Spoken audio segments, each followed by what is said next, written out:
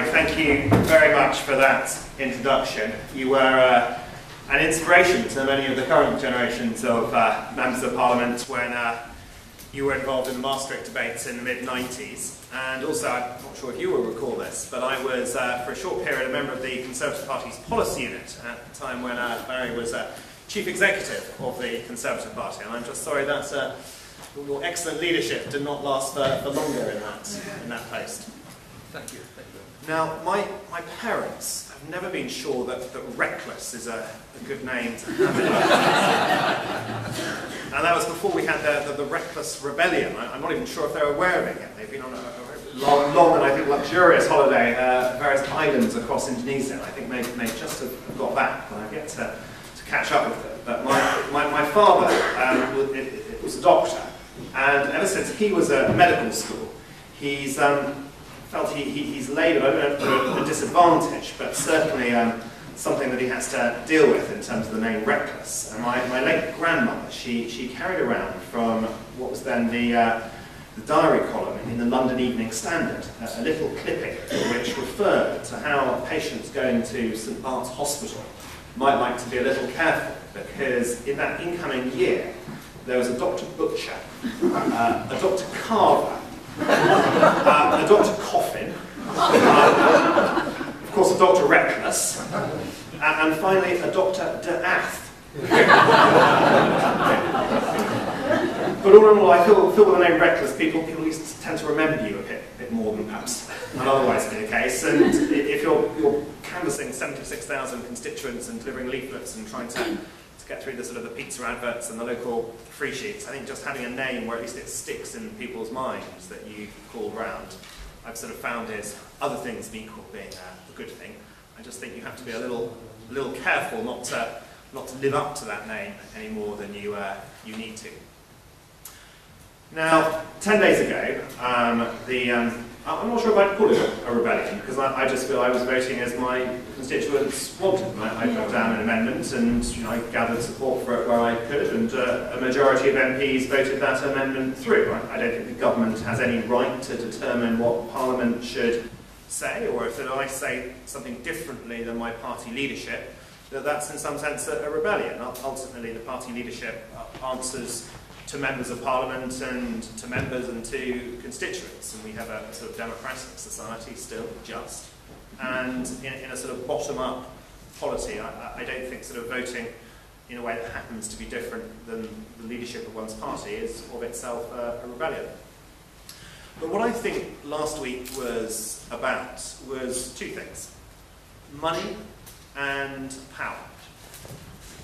And I say money, first of all, because in the Bruges Group, in many other Eurosceptic organisations, we have fought against the constitutional settlement of the European communities, the European Union, for nigh on 40 years or more. But the legislative process is rarely easy to explain. And it is much easier to communicate what one wants to do if it is about money, because everyone really understands money, whereas very few will understand the qualified majority voting in the European Union or even the legislative process within Parliament. So we had a vote to have a European referendum, which I was terribly keen on, but other than that, most of the so-called rebellions that I've been involved in have been about money. And the first was organised by my excellent colleague Douglas Carswell, MP for Clacton, again on the issue of the European budget, although that time we didn't have Labour support and we didn't have quite the Conservative numbers we did last week. But I think Douglas got just over 40 of us into a lobby a little over 2 years ago to vote again for a cut in the EU budget, albeit the one-year budget rather than the long-term framework. We then had two votes that I was very closely involved in. One was a motion I managed to put in backbench time, having gone through the sort of the Dragon's Den format of getting it agreed, and that was to stop the bailouts. I had mixed feelings about Ireland. My mother is Irish. I don't think that the bailout or the loan will do them any good. but there was a complexity of debate about that because of how closely we're tied to the Irish economy. Then we saw an even larger bailout for Portugal, simply nodded through. And it was after that that I led a debate to stop those bailouts. I only had about 30 Conservatives in the lobbies. We, in the end, didn't have Labour support. But in order to buy off others from voting with us, the government had to make certain promises. And it was because of those promises, I believe, that we haven't been involved in the second and the third now Greek bailouts. Yeah. And in this EU-wide fund of 60 billion euros, there's still 11.5 billion left. And we are liable for up to, I think, our share of the EU budget, a little over 12% of that money.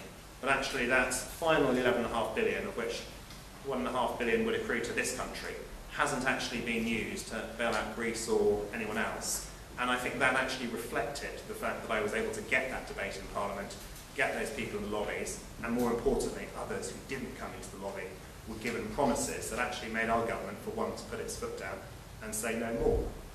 We also had a vote on the IMF, and we had a similar number of Conservatives against it, around 30. This time, though, the Labour Party voted against increasing our contributions to the IMF. And the reason they made the argument, we made the argument, was because this was a backdoor way of bailing out the euro. And if the euro wants to stay together, then it's up to Germany and other creditor countries to bail out the debtors, not just by extending loans, but frankly by extending grants and subsidies in the same way West Germany does to East Germany. And that is a matter for them. It's not something that we should pay for, whether directly, whether through the EU budget, or whether through the IMF. And then we had last week, which again was about money. And frankly, as an MP, I'm always having people write to me, having people in my surgeries, dealing with the reductions in spending we're having to make. And I think those have only actually just begun, and the cuts haven't actually been that deep so far. Yet there are these budgets that are exempt. Okay, we went into the election as a Conservative party saying we would protect the NHS in real terms, and I think most people agree with that. We also went into the election, and I'm not sure most people do agree with this, but saying we protect the overseas aid budget, not just in real terms, but increase it to 0.7% of GDP. Yeah. And there's a third element, which is the EU budget, which seems to also have this protection. And I can't explain to my constituents why their wages are frozen, why their services are being cut, if at the same time we are increasing payments to the EU, whether in line with inflation and inflationary increase, or whether even more than that. And the fact of the matter is even if David Cameron succeeds in his intended goal, notwithstanding what Parliament said, of freezing, as he puts it, or an inflationary increase in the EU budget, our contributions will still go up. And according to calculations by House of Commons Library, they'll go from 9 billion net to 13.5 billion net over the period of the next long-term budget. And frankly, people can understand this. You know, once you get into the constitutional arrangements and many of the issues we try and explain about the EU, for people who are not interested in politics, it's not always easy for them to grasp. But when it's something about money, why are all the other services, all the other budgets, all the other layers of government being cut? Why should the EU be exempt? People understand that. And I think ultimately that is why we got the majority of people we did 11 days ago to vote for a real cut in the EU budget. And it's not just speaking to constituents. It's also, when I spoke in that debate, it was speaking to other members of Parliament. And I think the vast majority have decided, how they're going to vote before they go into that debate. But there is, not always, but certainly in that debate, there was a small but significant number of people who hadn't quite made up their mind and might have wavered from abstaining to voting for my motion, or possibly gone the other way. And I sort of explained to them about the EU civil servants. And David Cameron quite rightly said that 1 in 6 EU civil servants earn more than €100,000. But what he hadn't done is he hadn't compared with likes, with sort of apples with pears, because frankly the civil servants in the EU, they have a special, incredibly low tax rate, only paid by people who work for the EU. They have pension contributions, I think barely 1 or 2% of their salary for the most extraordinarily generous pensions. They get expat packages, for all of them except those who are Belgian, and that accounts for another 20,000 a year. They get, when we are taking away child benefit from people earning over 60,000 pounds, anyone, however much they earn in the EU, gets 380 euros per month, per child, tax-free. And if you add all these things together and actually compare like for like, you find out that of the EU civil servants, not 1 in 6 earn more than 100,000 euros, but 1 in 6 earn more than the Prime Minister, 142,500 pounds, once you compare it like for like. And if there was one thing I said that actually affected how some MPs voted during that debate, I think it was that comparison. So for MPs, I think, as well as for our constituents, it is about money and people understand money. And that's why I think we succeeded. But it's also about power. And partly that's power in the party political sense. We have still a democratic system where ultimately opposition parties want to reflect the desires and beliefs, even prejudices, of those whose vote they seek.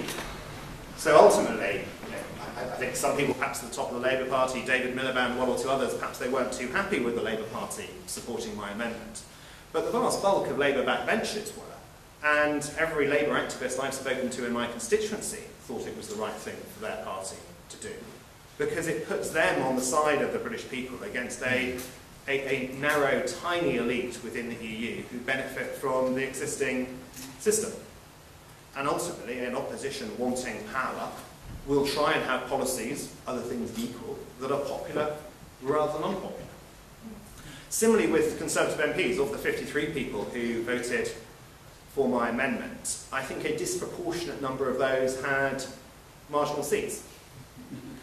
Take James Wharton, for example, sort of a seat in the northeast of the country, very small majority.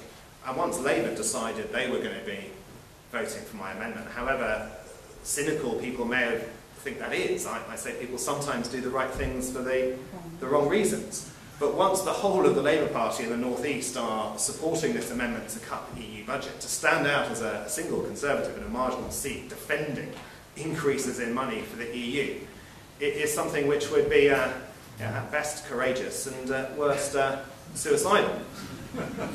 And MPs also, I think, want to make their own decision. I think the balance of advantage and incentive for members of Parliament is very, very different now than probably it was in Barry's day. And that is partly because of access to media. And it was incredibly difficult for a backbench Conservative MP, I don't know, Barry, how often you had this, but to get an op-ed piece in a newspaper, or to be able to explain your views and why you had a different sort of position, or to push a particular campaign you had, was incredibly difficult. Because the media was controlled by a small number of people, and it was very, very difficult to break into. Now the media is largely driven through the blogosphere. And frankly, if I have something I want to get out, I just put up a blog, I tweet it on Twitter, and journalists will then pick that up without my even having to put out a press release or to phone people up. And then when you have people like Douglas Carswell and Daniel Hannan and John Redwood, who are some of the most read of Conservative parliamentarians on the blogosphere, when they are sort of saying the same, or at least pushing the same idea in a different way, and then you have others who are linking to that, then suddenly that is the media agenda that the mainstream media is following. And in that world, it's incredibly difficult for whips to determine sort of what the line is or what people say, because one of the Conservative people have tweeted their views before the whips even aware of the issue.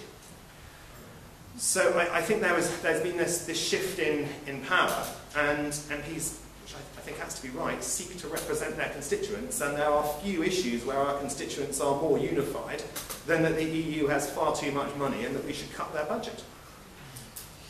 What we still don't know is whether that can develop into a broader argument against the EU and against our membership of the European institutions. Now, I believe we should be an independent country, trading with Europe, but governing ourselves. Some people in my party still think the EU can be reformed, that there can be some sort of renegotiation, and these other 27 countries will be persuaded to remake their institutions to our convenience. But I think it's a good thing that people think that, because to the extent they think that, and they say they're going to do that, and they try that, those of us who know the EU and its institutions and how it works, I think will expect them to fail in that endeavour. And I think if you are someone in that category who believes and wants it to be reformed, yet then you seek to do that and fail, I think the natural way then to go is to a belief that we are better as an independent country, and you have tried and you have sought to reform it and you have failed. And the final thing I'd like to say that I think has really changed is that in the 1970s we were at our lowest ebb as a nation. I don't think we would have joined the EU in any other sort of period. We still had the confidence as a nation, the arrogance perhaps, to think we could go in and run the EU and mould it to our own way of doing things. Yet we had lost our confidence because of loss of empire and the suggestion that we had yet to find another role. And it was in that scenario that went into the 1970s, when our economy had been one of the slowest growing in the world for 3 decades, yet the European economies have been some of the fastest growing. And almost at the moment we joined, that changed. And now we can see that with the Euro crisis, but also more generally in terms of ageing populations and the lack of innovation and entrepreneurialism within the EU, we're seeing the proportion of the world economy accounted for by the EU going back incredibly sharply from, I think, over a third from when we joined in the 1970s to less than 15% by 2020. And we see our exports to the EU falling as we see our exports to the rest of the world, and particularly the key large emerging markets, growing very, very fast. And as a country, the argument that we should be trading with the whole world rather than tying ourselves to a declining part of that world is a far stronger one now than it appeared to be 30 or 40 years ago. So we do not yet know whether the argument we had last week about money is going to become something broader. But when people say, oh well, a freeze would be great because 17 members are net recipients and they will have vetoes too, rather than sort of being defeatist, the natural response, I think, is to say, well, why are we a member of such an organisation? And then sometimes they claim that, oh, even if we say no, they can get this inflationary increase. Well, I think they may be able to with the annual budgets. I'm far from sure they can for the 7-year budgets, because ultimately there needs to be a European Communities Finance Act to reference the relevant decision. And the last one of those, as far as I can see, didn't reference those technical adjustments for inflation. So it may be either because there is no agreement or because there is disagreement on that constitutionality that we get into a position where this issue of money is stopping the EU budget working, even if it's carried forward. They won't be getting what they want. They won't be getting all these new programs. They won't be able to drive the budget as they wish as an element of European integration. And ultimately, I think they will prefer, rather than to remake their institutions for our convenience, to allow us free trade access to their market in the same way they allow Switzerland, while allowing us to govern ourselves and to be independent as a nation for our own prosperity, but also because Britain is more than a star on somebody else's flag.